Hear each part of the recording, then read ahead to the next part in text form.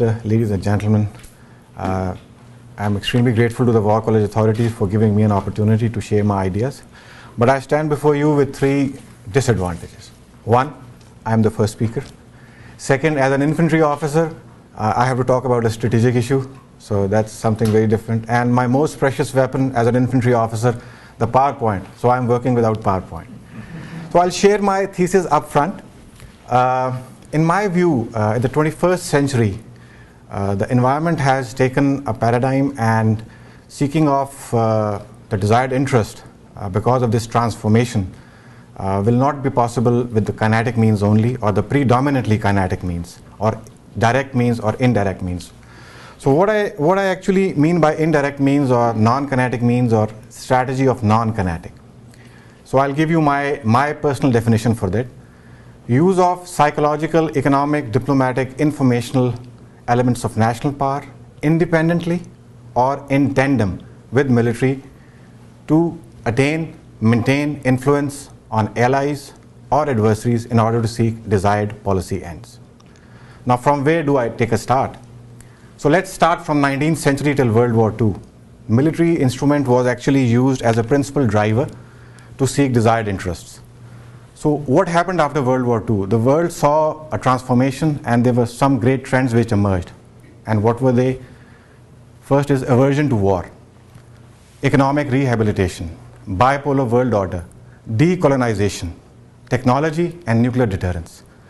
So these trends impacted the entire globe, and we see that there was a reducing trend of wars between the two states. However, the proxy wars, indirect means, continued on the quasi battlefields to seek desired ends. Let's see what's there in the 21st century and what are the transformations of 21st century.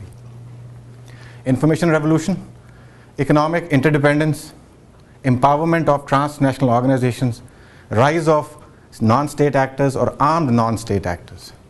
So what is their impact? Is military relevant today in the 21st century as the prime driver, or some other aspects also get to sit on the driving seat?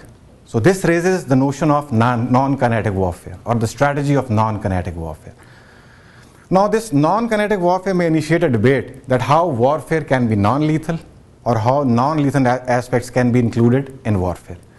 So I would request all of you to rise above the physical and conventional dimension of war and conflict, and that's how we will develop an understanding. But I will also actually try and relate conflict, war, and my concept of non-kinetic warfare.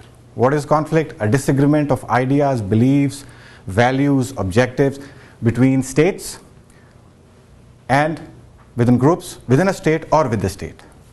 So basically, peaceful competition is one end of the spectrum, and war is another end of the spectrum of the conflict. And what do we see? The utility of military varies along the curve of this trajectory. Regarding war, as per the US JP1, it's a socially sanctioned violence to seek desired political ends. So where is this non-kinetic? United States Air Force document Doctrine 2, as I understand it, is the only document which has made an attempt to explain non-kinetic. It says kinetic actions are transported through materials like bullets, guns, missiles, bombs.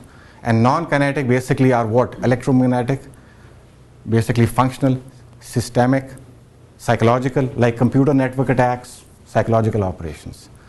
So this is what it is actually. This is how it has been defined. But now let's move a little further and see what some scholars have said about it. Clausewitz? No. In a war college you can't get away without Clausewitz. So what is it? What does he say? He says it's an act of force to compel our opponents to as per our own will, or clash of wills. Germany addresses war as science, and he addresses war as basically war finding function. This is what he addresses, and which is victory or defeat is the ultimate aim.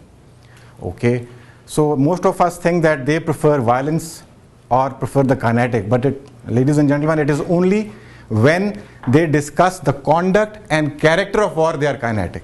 So let's see another opposing view. Kautilya, use of coercive means to seek policy ends, Artha Shastra, if I am correct, sir. So what about Sun Tzu? Winning without fighting is acme of skills. So perspective of these scholars ultimately highlight what? That destruction of the enemy is neither important nor is the only route to victory. So what does that imply actually? Is imposing of will is something very important? And if so, then military as an instrument of national power, predominant instrument of national power, is it extremely relevant? Yes, it is relevant, but is it predominant? Now that's a question. Hames, while explaining fourth generation of warfare, says use of all means necessary to target the will to fight.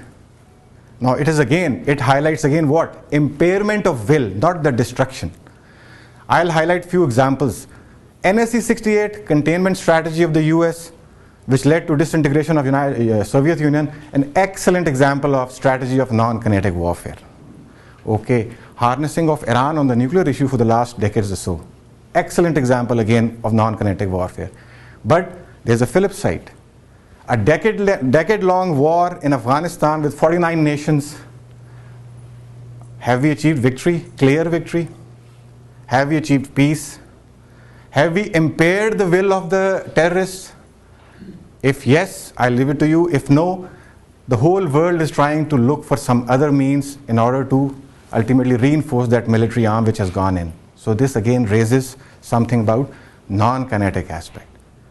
Okay, in my view, ladies and gentlemen, national security paradigm of 21st century has become very complex and unpredictable, as we call it VUCA environment.